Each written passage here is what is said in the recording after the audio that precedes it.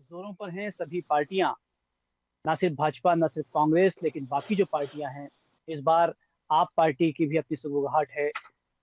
असुद्दीन ओवैसी की भी एक पार्टी है, वो भी काम कर रही है, और जेएस जो है वो भी अपना एक रोल निभाना चाहती है। बहरहाल मुद्दा ये है कि अलग अलग पार्टियां जो हैं वो अपना आकलन करती हैं। यदि भाजपा से पूछा जाए तो भाजपा पार्टी जो है वो अपने आप को बेहतर बताती है, सर्वश्रेष्ठ बताती है। जब कांग्रेस से बात की जाती है तो वो कहती है कि इस बार भाजपा जा रही है, कांग्रेस आ रही है। दूसरी पार्टियां भी मानने को तैयार नहीं होती कि उनकी अभी स्थिति नाजुक है। सवाल ये उठता है कि आखिर इस आकलन को कैसे सही किया जाए, ये आकलन सही है या गलत, ये कैसे तय किया जाए। इस पर बातचीत करने के लिए आज हमारे साथ में मौजूद हैं सत्येंद्र जैन, जो भाजपा से हैं। सत्येंद्र जी, बहुत स्वागत करते हैं हम आपका। हमारे साथ में नमस्कार। मौजूद हैं ब्रजमोहन श्रीवास्तव, राष्ट्रवादी कांग्रेस पार्टी से हैं। आपका बहुत स्वागत करते हैं। हमारे साथ में मौजूद हैं योगेश मेहता जी, जो अध्यक्ष हैं एसोसिएशन ऑफ इंडस्ट्री के। आपका भी बहुत स्वागत करते हैं योगेश जी। और हमारे साथ में मौजूद हैं प्रोफेसर राम श्रीवास्तव जी। सर, बहुत आपका भी बहुत स्वागत। सबसे पहले मैं बात करना चाहूंगा, चूंकि मुद्दा ये है कि बिजनेसमैन क्या सोचते हैं, व्यापारी क्या सोचते हैं, और दूसरे लोग, बुद्धिजीवी वर्ग क्या सोचता है हमारे प्रदेश की स्थिति पर। 4 महीने बाद चूंकि चुनाव है, क्या स्थिति होने वाली है, किस पार्टी का पलड़ा भारी, और आम जनता जो है वो क्या सोच रही है, उसका मंथन क्या है, इस पर हम बातचीत करेंगे। सबसे पहले राम श्रीवास्तव जी आपसे बात करना चाहेंगे। आम जनता इस वक्त क्या सोच रही है? क्या आम जनता वाकई तय कर चुकी है, जैसे पार्टियां तय कर चुकी हैं अपना अपना रोल? क्या आम जनता भी तय कर चुकी है या वो मनन की स्थिति में है? विधानसभा चुनाव के लिए हम बात। पंकज जी, आम जनता का जहाँ तक सवाल है, जी दूसरे का तो मैं ज्यादा गहराई से नहीं आपको बता पाऊंगा, लेकिन हाँ, जो सर्वाधिक बहुमत में जो युवा पीढ़ी है उससे मैं पिछले 8 साल से सीधे संपर्क में हूँ। तो जो युवा पीढ़ी का सोच क्या है, कैसा है, उसका झुकाव किधर है, रुझान किधर है, और वो किस तरह की सरकार चाहती है, और चुनाव का क्या महत्व है, ये एक उसमें संभवतः मेरा कुछ ऑब्जर्वेशन है, वो आपके काम आ सकता है। पहली चीज तो ये है कि आप ये मान के चलिए कि भारत में जब से अपना गणतंत्र हुआ है तब से लेकर एकाध चुनाव को छोड़कर बाकी सभी चुनाव के मैं सीधे संपर्क में रहा हूँ। पहले पीठासीन अधिकारी के रूप में रहा हूँ, और अब जो है शिक्षक के रूप में मैंने बहुत निकटतम तरीके से इसको ऑब्जर्व किया है, देखा है, समझा है। यहाँ जो महत्वपूर्ण मुद्दे हैं, 3 तरह के मतदाता हैं। एक तो वो जो पढ़े लिखे हैं, सोचते हैं, विचारते हैं, वो अक्सर पॉलिसी के ऊपर सकारात्मक ढंग से, विकास की नीति पर और उसके पुराने इतिहास से और आज की स्थिति का कंपेयर करके वो अपना मत का निर्धारण करते हैं। दूसरे जो मतदाता हैं, और खासकर युवा पीढ़ी के, उनमें अधिकतर जो होते हैं वो अवसरवादी कहे जा सकते हैं। और तीसरी कैटेगरी के जो मतदाता हैं वो ऐसे हैं कि जिनको बहकाया जा सकता है, लोभाया जा सकता है। और अब चूंकि उसकी चुनाव की कुछ सीमा बन गई है खर्च की, इसके बावजूद भी जो तीसरा तबका है वो हर पार्टी राजनीतिक स्तर पर या धार्मिक या जातिवाद के आधार पर, या फिर बहुत सीधी बात है जो होना नहीं चाहिए, पैसे बांटकर गुपचुप से किसी जमाने में दारू पिलाकर जो है काम किया जाता था। लेकिन अभी भी वोटों के ठेकेदार छोटी छोटी जगह है। कोई भी पार्टी कितने भी सिद्धांत के आधार पर चले, आज के प्रजातंत्र में जो तीसरे किस्म के हमारे मतदाता हैं वो अक्सर जो है एक बैलेंस बनाते हैं। किसी को हारना जिताना उनके ऊपर चलता है, और वो चलता है एक हवा के ऊपर। हवा किस तरह? सर, अगर हम उन युवाओं की बात करें जिनको आप कह रहे हैं कि जो सोचते हैं, विचारते हैं, जो विचारशील युवा है, वो क्या सोचता है मध्य प्रदेश के बारे में? उसे किस तरह की सरकार चाहिए? देखिए, युवाओं से मैंने कई बच्चों से बात की है, तो उनको ये है कि उनकी डिग्री के बाद उनको क्या उनका भविष्य है, पहला है। दूसरा मुद्दा उनका ये रहता है कि उनमें राष्ट्रभक्ति कूट-कूट कर भरी हुई है। देश के हित में कौन काम कर रहा है, विकास के हित में कौन काम कर रहा है, और अभी तक किस लोगों ने कितना किया था, और ये जो आजकल टेलीविजन पर अक्सर दूसरे चैनलों पर भी आप देखिएगा जो बहस होती रहती है, उससे युवा पीढ़ी बड़ा, यानी लोग आपस में लड़ते झगड़ते हैं, ऐसी तू मैं करते हैं। जबकि अगर आप देखिएगा, मैं एक छोटा सा उदाहरण देता हूं पंकज जी, कि मैं सिंगापुर रहा 3 हफ्ते, मैंने वहां पर जो है बारीकी से अध्ययन किया। सिंगापुर जो है 1965 में स्वतंत्र हुआ था, हम तो 1947 में, और वहां पर आज की तारीख में जो मेंबर ऑफ पार्लियामेंट होता है वो किसी प्राइमरी स्कूल का टीचर हो सकता है या परचूनी की दुकान पर बैठकर वो अपना दुकान चलाता है। वहां पर अभी ताजा खबर है ये कि एक कैबिनेट मिनिस्टर ने त्यागपत्र दिया, वो चुनाव में जा रहे थे, तो जो वहां के वर्तमान प्राइम मिनिस्टर हैं उन्होंने उनको जो चिट्ठी लिखी है वो चिट्ठी सभी राजनीतिक दलों के लिए एक आदर्श हो सकती है। उन्होंने उनकी विपक्षी दल होते हुए भी उनकी इतनी बुरी प्रशंसा की है कि जिनको कि अपन सोच भी नहीं सकते हैं। और हमारे यहाँ आजकल क्या हो रहा है, लोग एक दूसरे की जो टांग खिंचाई करते हैं, कारण सही हो या गलत हो वो अलग बात है, लेकिन जिस तरीके माहौल बिगाड़ते हैं वो बहस का, क्योंकि अमेरिका में तो प्रेसिडेंट का चुनाव पूरी तरह से टेलीविजन के आमने सामने की बहस पर हो। और बिल्कुल रामशास्त्री जी, हम इस पर हम बातचीत करेंगे। जो आप जो जानकारी दे रहे हैं वो बहुत महत्वपूर्ण जानकारी दे रहे हैं कि आखिर परिस्थितियां क्यों अलग अलग देश के अलग अलग होती हैं, लेकिन बावजूद उसके आम जनता का जो मन होता है वो एक सा होता है। योगेश मेहता जी से बात कर लेते हैं। योगेश मेहता जी, चूंकि आप एसोसिएशन से आते हैं, इंडस्ट्री एसोसिएशन से आते हैं, व्यापारी वर्ग या इंडस्ट्री के लोग इस वक्त क्या सोच रहे हैं? क्योंकि सवाल यहाँ से उठता है कि भाजपा जो है वो पुरजोर ये बात करती है कि अब वो 200 सीट के ऊपर आने वाली है। कांग्रेस जो है वो कहती है कि हम जो है वो लगभग हम भी 3 सीट लेकर आएंगे। एसोसिएशन के अध्यक्ष के बतौर आप क्या सोचते हैं, व्यापारी वर्ग के मन में इस वक्त क्या चल रहा है? देखिए, 2014 के बाद में औद्योगिक माहौल तेजी से बदला है। एक नए निवेश बहुत बहुतायत में उद्योगों में आया है, और जो ईज ऑफ डूइंग बिजनेस को लेकर जो प्रयास हुए हैं, इससे उद्योग जगत में बहुत हर्ष व्याप्त है। जहां हमारे देश का रेवेन्यू 13 लाख 14 लाख करोड़ रुपए होता था बजट, आज वो पिछले 9 वर्षों में 45 लाख करोड़ पे पहुंचा है। तो कहीं न कहीं कॉर्पोरेट सेक्टर से जो टैक्स का कलेक्शन है वो बढ़ा है। इसका मतलब है कि उद्योगों की आय बढ़ी है, निजी आय में भी वृद्धि हुई है। इसका मतलब है कि उद्योग व्यापार स्वरोजगार से जो आय प्राप्त हुई है लोगों को, उसमें बहुत 3-4 वृद्धि हुई है। तो इन सब बातों को लेकर उद्योग जगत बहुत आशान्वित भी है आगे भी, और जो कार्य चल रहे हैं उसको लेकर भी उनके मन में एक संतुष्टि का भाव है। कई प्रकार के ऐसे कार्य हैं जो मध्य प्रदेश में बहुत तेज गति से हुए हैं। जैसे कि अगर हम देखना चाहें औद्योगिक क्षेत्रों का विकास, अब पीथमपुर में ही अगर आप देख लेंगे तो लगभग पिछले 10 सालों में 5,000-7,000 एकड़ क्षेत्रफल में नए औद्योगिक क्षेत्र बने, और वो सारे औद्योगिक क्षेत्र में आज एक भी प्लॉट खाली नहीं है। इसका मतलब है कि उद्योग नए आ रहे हैं, लोगों को जमीनें मिल रही है, लोग उद्योग लगा रहे हैं, युवाओं को रोजगार मिल रहा है। इसके अलावा आप देखेंगे इंफ्रास्ट्रक्चर डेवलपमेंट, तो इंफ्रास्ट्रक्चर डेवलपमेंट जो है वो बहुत तेज गति से हो रहा है। आज दिल्ली मुंबई कॉरिडोर वो मध्य प्रदेश से होके जा रहा है, एक्सप्रेस वे।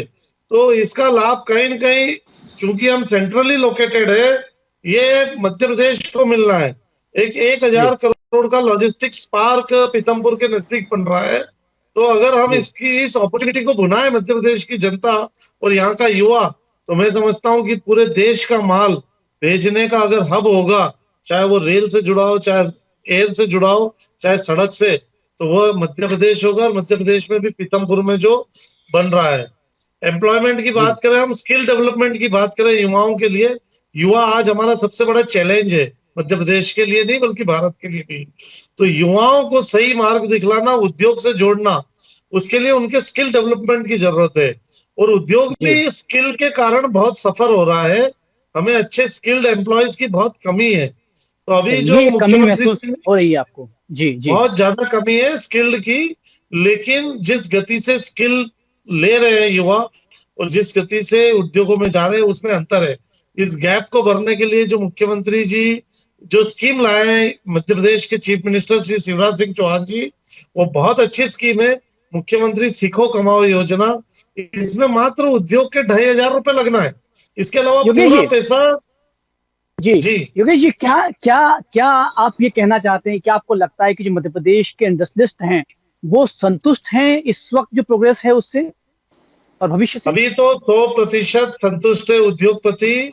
और चूंकि अगर इतना अच्छा काम के बाद में भी अगर उनकी संतुष्टि का भाव नहीं रहता है, तो मैं समझता हूं कि उद्योगपति को अपने विचारों पर पुनर्विचार करने की जरूरत रहेगी। लेकिन 100% संतुष्ट है। ब्रजमोहन श्रीवास्तव से बात करते हैं। ब्रजमोहन श्रीवास्तव जी, आपको क्या लगता है, क्योंकि आप तटस्थ रूप से देख सकते हैं राष्ट्रवादी कांग्रेस के प्रवक्ता होने के नाते, आपको लगता है कि इस वक्त मध्य प्रदेश की जो विकास प्रक्रिया है वो सकारात्मक है, लोग उत्साहित हैं और वो अपने भविष्य को उज्जवल देख पा रहे हैं? मैं भी सुन रहा था, मुझे तो ऐसा लगा जैसे कि मध्य प्रदेश में बिल्कुल दूध की नदियां बह रही हैं और चारों तरफ अमन और शांति है और हर एक को भरपूर रोजगार मिल रहा है। मैं सोचता हूँ शायद ऐसी स्थिति मध्य प्रदेश की नहीं है। 2014 जब ये सरकार बनी, उस समय मध्य प्रदेश के ऊपर 28,000 करोड़ का खाली ऋण था, जो आज बढ़ के 3.5 लाख करोड़ हो चुका है। अगर समझिए, जैसा कि अभी उद्योगपति की तरफ से बयान आ रहा था, अगर ऐसी स्थिति है तो फिर सरकार को ऋण लेने की जरूरत क्यों पड़ रही है?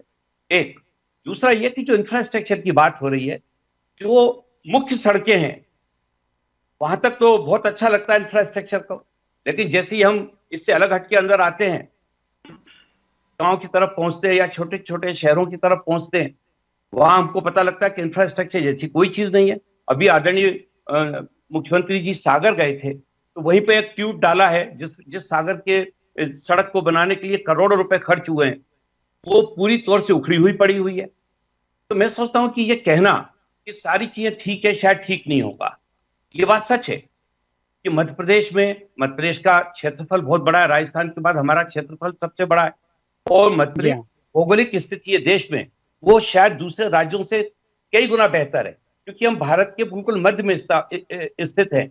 यदि हमारे यहाँ पर हम अच्छा औद्योगिकरण करते हैं, यदि हमारे यहाँ का इंफ्रास्ट्रक्चर हम बेहतर बनाते, तो हमारे यहाँ पर होने वाली किसी भी गतिविधि को हम देश के किसी भी हिस्से में दूसरी जगह के मुकाबले बेहतर तरीके से पहुंचा सकते हैं। हमारे लिए यहाँ से कश्मीर जाना भी उतना ही आसान है जितना हमारे लिए यहाँ से कन्याकुमारी की तरफ जाना आसान है। ये बात बिल्कुल हकीकत है।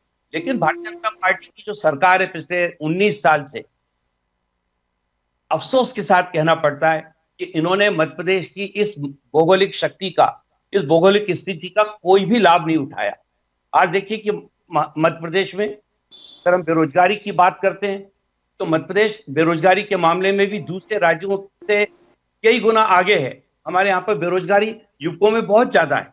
हमारे यहाँ पर टैक्स कलेक्शन की अगर हम बात करते हैं, अगर इतने उद्योग बेहतर तरीके से चल रहे हैं, तो क्या कारण है कि उनके अंदर कई इंडस्ट्रीज बंद पड़ी है? क्या कारण है कि मंडीदीप का इंडस्ट्रियल एरिया बंद पड़ा हुआ है? क्या कारण है कि गोविंदपुरा का, भोपाल का इंडस्ट्रियल एरिया में लोगों को रोजगार नहीं मिल पा रहा? वहां जाके हम देखें तो पता लगता है कि वहां पे इंडस्ट्रीज बंद है। तो इंडस्ट्रीज का प्लाट का आवंटन होना और उस पर इंडस्ट्री का चलाना, ये दोनों अलग अलग चीज। ये बात सच है कि मध्य प्रदेश सरकार ने विस्तार किया, नए नए औद्योगिक क्षेत्र का निर्माण किया है, लेकिन वहां पर क्या इंडस्ट्री चल पा रही है? अभी सीहोर के पास एक बहुत बड़ा इंडस्ट्रियल एरिया बनाया है, लेकिन क्या वहां पे इंडस्ट्री चल पा रही है? क्या वहां अच्छे सवाल खड़े किए हैं आपने। अपन हम सत्येंद्र जी से बात कर लेते हैं। सरकार को बहुत गंभीरता से सोचना चाहिए, लेकिन नहीं जी ब्रजमोहन जी, यही बात हम सत्येंद्र जी से कर लेते हैं। सत्येंद्र जी, जो बात ब्रजमोहन जी कह रहे हैं कि रोजगार की समस्या है, इंडस्ट्रियल एरिया, कई ऐसे इंडस्ट्रियल एरिया जो हैं वो बंद हैं और ऐसा नहीं कि सब कुछ ठीक ठाक है। आपने एक बात और कही कि कर्ज लगातार बढ़ता जा रहा है। सत्येंद्र जी, क्या लगता है, कर्ज लगातार बढ़ना, उसके बाद बेरोजगार की स्थिति बनी रहना, आपको लगता है कि इस वक्त मनन की आवश्यकता है? देखिए पंकज जी, मैं बताऊंगा जैसा कि ब्रजमोहन जी ने प्रश्न उठाए, लेकिन अब देखिए तटस्थ भाव से जो एक हमारे योगेश जी हैं, एक औद्योगिक क्षेत्र से वो आते हैं, वहां से नेतृत्व करते हैं उस सारी औद्योगिक इकाइयों का। तो उन्होंने वास्तविक स्थिति में बताया। वो कोई राजनीतिक दल के प्रतिनिधि तो है नहीं। मैं ये कहता हूं, और आज जो आपने विषय रखा कि प्रबुद्ध जन कितना समझे हमारी बात को, तो निस्संदेह देखिए एनसीपी हो, कांग्रेस हो, या कभी भी हम जो काम कर रहे हैं उसके प्रशंसा तो कभी करेंगे नहीं, वह हमेशा उसमें कमियां ही निकालेंगे। और उन्होंने, उनका धर्म भी है, ठीक है, लेकिन आप देखिए जो समदर्शी होकर के जो अपने उद्योग स्थापित कर रहे हैं, जो चला रहे हैं, तो वह सब जानते हैं ऐसे प्रबुद्ध जन जो है मध्य प्रदेश के, हम वो प्रबुद्ध जन के सहारे मैं कहता हूं भारतीय जनता पार्टी को मध्य प्रदेश के अंदर और देश में प्रबुद्ध जन का ही सहारा मिलता है कि हम अपनी बात को बार बार उनको तर्कों के साथ में बताते हैं कि क्या स्थितियां रही थी देश की, तो वह बात समझ में आती है और हृदयंगम करते हैं उस बात को। वह इसके कारण से ही पूरे भारत में और मध्य प्रदेश में भारतीय जनता पार्टी को आशीर्वाद मिल रहा है जन सरकार की सेवा करने का। आप देखिए दिग्विजय सिंह जी 10 साल मुख्यमंत्री रहे, आप देखेंगे, आप डेटा निकाल लीजिए तो आपको पता चलेगा 10 सालों में माननीय दिग्विजय सिंह जी ने कितना औद्योगिक निवेश किया था, यह सब भली भांति बता देंगे। हमारे उद्योगपति मित्र बैठे हुए हैं, वह जानते हैं कि उद्योगों की क्या स्थिति थी और क्या मात्र 3-4 औद्योगिक क्षेत्र हुआ करते थे, आज लगभग 100 के आसपास के औद्योगिक क्षेत्र मध्य प्रदेश के अंदर हो गए। यह बात आदरणीय बृजमोहन जी ने भी स्वीकार की कि औद्योगिक क्षेत्र बड़े हैं। अब दूसरी बात मैं बता दूं कि मध्य प्रदेश का औद्योगिक अगर निवेश की बात करें तो दिग्विजय सिंह जी ने टोटल 10 साल में 450 करोड़ का निवेश आया था। मेरे पास डेटा है, मैं बताऊं 10 साल के शासन में 450 करोड़ का निवेश आया था। और हमारी शिवराज जी की सरकार और भाजपा की सरकार जो रही है उसने आज लगभग 3 लाख करोड़ से ज्यादा का औद्योगिक निवेश मध्य प्रदेश के अंदर हमारे द्वारा हुआ है। और हम निमित्त बने हैं, हम ये कहते हैं उद्योगपतियों ने निवेश किया है, ये कोई भारतीय जनता पार्टी ने निवेश नहीं किया। हमने ऐसी नीतियां बनाई, औद्योगिक नीतियां बनाई, जिसके कारण उद्योग धंधे स्थापित हो रहे हैं उनके लिए। आप देखिए कारपोरेट टैक्स जो हुआ करता था कभी 30% के आसपास हुआ करता था, आज वो कारपोरेट टैक्स कम होकर के 15% के आसपास आ गया नए औद्योगिक क्षेत्र, नए उद्योगों के लिए। इसी प्रकार से बहुत सारे रिफॉर्म्स हमने लाए हैं, उसके कारण से क्या, और टैक्स कलेक्शन आप देखिए गजब का टैक्स कलेक्शन हो रहा। जीएसटी जो आया, वन नेशन वन टैक्स कर दिया, वन नेशन वन टैक्स आने से व्यापारियों को सुगमता हो गई। जो लोग छोटा काम करते थे, 1-1.5 करोड़ रुपए का काम करते थे, वो लोग उससे बाहर हो गए, तो बहुत सारे लोगों को सेल टैक्स का और जो इंस्पेक्टर राज से छुटकारा भी मिला। तो इस प्रकार के कई सुधार करने के कारण आज मध्य प्रदेश की जीडीपी जो कहीं 90,000 करोड़ के आसपास की हुआ करती थी सन 2000 में, आज वह जाकर के लगभग 12 लाख करोड़ से ज्यादा की हो गई। जो मध्य प्रदेश भारत के समग्र जीडीपी की बात करें, भारत की जो समग्र जीडीपी हुआ करती थी उसमें मध्य प्रदेश का योगदान मात्र 3.26% हुआ करता था। आज हमने ऐसी नीतियां, औद्योगिक नीति लाए, व्यापारी सुधार की नीतियां लाए, और उन नीतियों के कारण आज मध्य प्रदेश का भारत की जो जीडीपी है उसमें योगदान जो हो रहा है वो 4.6% के आसपास हो गया। तो 1% से ज्यादा का जो हमने इनटेक बढ़ा दिया, और तो इसका, और आज मध्य प्रदेश का 550 बिलियन के लगभग का, हम जब 5 ट्रिलियन की इकोनॉमी होगी तो हमारा योगदान होगा। तो मध्य प्रदेश उसी दिशा में जा रहा है। एक सवाल आप जो कह रहे हैं उससे एक सवाल जरूर उठ रहा है कि आप लगातार बात कर रहे हैं कि लगातार विकास भी हो रहा है, लेकिन ये एक जो तथ्य है, जो सच है कि लगातार हमारा जो कर्ज है वो प्रदेश का बढ़ता जा रहा है। आपको लगता है कि कर्ज लेना अपने आप में एक व्यक्ति जब कर्ज लेता है तो उसे चुकाने का भी बिल्कुल, मैं उसी पॉइंट पे ही आ रहा था पंकज जी। कर्ज की बात करें तो देखिए सन 2000 के में जो 2002 का डेटा था 3 का, जब माननीय दिग्विजय सिंह जी थे, तब मध्य प्रदेश 1 रुपए कमाता था, तो उसमें से लगभग 23 पैसे 1 रुपए कमाते थे, तो 23 पैसे हमें ब्याज भरने में, जो कर्ज था उस समय, उसको चुकाने में चला जाता था। आज भी, आज जो 100 साल बाद कोरोना जैसी महामारी आई है, उसके कारण थोड़ा ये स्थिति बनी है कि कर्ज ज्यादा लेना पड़ा। जन सुधार के कार्य, लोक कल्याणकारी अर्थशास्त्र भी बहुत आवश्यक है, तो उसको करने में जो पैसे की जरूरत पड़ी तो उसको लिया जा रहा है। तब भी आज अभी जो बजट आया था, आपने देखा वो, उस बजट में भी बताया गया भली भांति कि आज मध्य प्रदेश अगर 1 रुपए कमाता है तो आज 100 साल बाद जब कोविड जैसी महामारी आई तब भी 12 पैसे ही ब्याज भरने में जा रहे हैं। जो ऋण है उसका ब्याज भरने में 12 पैसे जा रहे हैं। और जो अगर देखें जीडीपी से कर्ज का रेशो निकाला जाए तो वो कितना हुआ करता है, आज भी हमारा जो है लगभग 20% के आसपास हो रहा है। और उस समय जो था वो 30% के से भी ज्यादा था। जब माननीय दिग्विजय सिंह जी की सरकार थी तब 28,000 करोड़ का कर्ज था, 28,000 करोड़ का कर्ज था और 90,000 करोड़ की जीडीपी थी। तो 30% से ज्यादा का कर्ज जीडीपी के मामले, जीडीपी से अगर सापेक्ष में देखा जाता है तो 30% था। तो आज हमने वो भी काम किया है, हमारी कमाई बढ़ गई है। जी हाँ, आज प्रति व्यक्ति आय भी बढ़ गई है। आज देखिए प्रति व्यक्ति आय जहाँ 12,000 रुपए हुआ करती थी साल भर में मध्य प्रदेश के एक नागरिक की, आज वह प्रति व्यक्ति आय बढ़ करके लगभग 1,40,000 रुपए हो गई है प्रति व्यक्ति आय मध्य प्रदेश की। तो ये बड़ी बात हमने हमारे द्वारा ये हुआ है, हमने योगदान दिया है। चूंकि राम श्रीवास्तव जी हमारे साथ में हैं और योगेश जी बता दूं पंकज जी, आज अगर भारतीय जनता पार्टी नहीं होती तो ये कर्ज कोरोना के बाद में कम से कम 8 लाख करोड़ से ज्यादा कर दिया जाता। आप लगा लीजिए आज अगर 30% का कर्जा ये था उस समय जब दिग्विजय सिंह जी की सरकार थी, तो आज भी अगर 12 लाख करोड़ की जीडीपी है तो 12 मतलब 4 लाख 5 लाख करोड़ कोरोना आ गया। मैं एक बात लगभग 5 लाख चाहूंगा कि आप हो ही जाता कर्ज। जी सत्येंद्र जी, मैं चाहूंगा कि राम श्रीवास्तव जी चूंकि प्रोफेसर हैं और एक एनालिसिस भी उनका जो है बहुत स्पष्ट होता है। राम श्रीवास्तव जी, क्या आपको लगता है कि दोनों ही पार्टियों को, भाजपा को, कांग्रेस को या दूसरी पार्टियों को, एक बात पे गौर करने की आवश्यकता है कि जो युवा वर्ग है, आज चूंकि जमाना स्टार्टअप का है, युवाओं को रोजगार देने के लिए स्टार्टअप पर बहुत काम किए जाने की आवश्यकता है। हालांकि सरकार कर रही है, लेकिन आपको लगता है फिर भी समुचित तैयारियों के साथ में नहीं कर रही है। ये बेरोजगारी की समस्या दूर हो सकती है यदि स्टार्टअप पर बहुत ध्यान दिया जाए। राम श्रीवास्तव जी। पंकज जी, आंकड़ों का जो मायाजाल है उसके गणित में अगर अपन उलझेंगे तो मेरे ख्याल से हकीकत से दूर चले जाएंगे। इसीलिए हम सॉल्यूशन की बात करना चाहते हैं। ये था कि जब पेट्रोल 1 रुपए 10 पैसे लीटर मिला करता था, आज कितना मिल रहा है। तो खैर वो बात तो छोड़िएगा, पर आपने जो मुद्दा उठाया वो इसलिए महत्वपूर्ण है कि सरकार चाहे बीजेपी की हो, कांग्रेस की हो, किसी दूसरी पार्टी की हो, यहाँ जो सबसे बड़ी प्रॉब्लम आ रही है उसका इम्प्लीमेंटेशन का जो तौर तरीका है वो वास्तव में पहुंच पाता है या नहीं पहुंच पाता है। देखिए, मतदाताओं को कभी भी आंकड़ों के हेर फेर से या उछाल गिराव से कुछ लेना देना नहीं है। समझ में भी नहीं आता। जी बिल्कुल सही। समझ में नहीं आता। उनको तो ये पता है कि हमको आज क्या तकलीफ है और पहले क्या तकलीफ थी और इसमें अब सुविधा क्या होने वाली।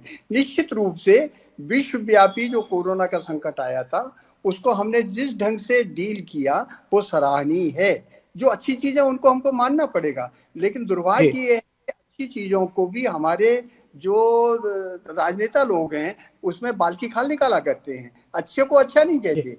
और चूंकि बहुत समय कम है तो मैं आपसे इतना जानना चाहूंगा कि युवाओं के लिए स्टार्टअप को लेकर क्या आपको लगता है कि स्टार्टअप एक ऐसा सॉल्यूशन हो सकता है कि रोजगार में सबसे महत्वपूर्ण भूमिका अदा करें? देखिए, जो आत्मनिर्भर भारत की स्कीम है और दूसरा जो वर्तमान में जो ट्रेंड चला है, विशेषकर रक्षा के क्षेत्र में अभी तक हमारे यहाँ कोई भी चीज नहीं बना करती थी। अब स्टार्टअप के कारण रक्षा के क्षेत्र में जो प्रगति हो रही है वो भविष्य का ये संकेत है कि हमारा भविष्य उज्जवल है। अब उसकी क्रेडिट कोई भी ले ले, उससे लेना देना नहीं। एक पार्टी कह सकती है अंतरिक्ष में तो रॉकेट हमने छोड़े, एटम बम तो हमने छोड़े थे, लेकिन छोड़े थे, पर उनका जमीनी जो लाभ मिलना चाहिए युवा पीढ़ी को वो किसके कारण मिल रहा है, उसके लिए अगर कोई जिम्मेदार है तो सतर्क राजनीतिक सभी पार्टियों के जिम्मेदार हैं, क्योंकि विरोधी दल होना भी जरूरी है और सत्तारूढ़ का भी होना जरूरी है, क्योंकि वो अगर पटरी से रेल उतरेगी तो झंडी बताने वाला भी तो चाहिए। इसलिए राम श्रीवास्तव जी, निश्चित रूप से सब आपने जो बात कही कि सब हर चीज जरूरी है और विरोधी पार्टी भी जरूरी है, इंडस्ट्री का विकास भी जरूरी है, लेकिन दोनों ही पार्टियों के लिए मंथन भी जरूरी है कि आखिर जो वो बोल रहे हैं, वो जो सोच रहे हैं जमीनी स्तर पर, क्या वाकई आम जनता भी उस तरह सोच रही है, क्या युवा भी उस तरह सोच रही है? यदि पार्टियां नहीं सोचती हैं तो उससे उनका भुगतान करना पड़ता है। बहरहाल आपसे बातचीत हुई, बहुत सारा धन्यवाद। देखते रहिए साथ। आखिर में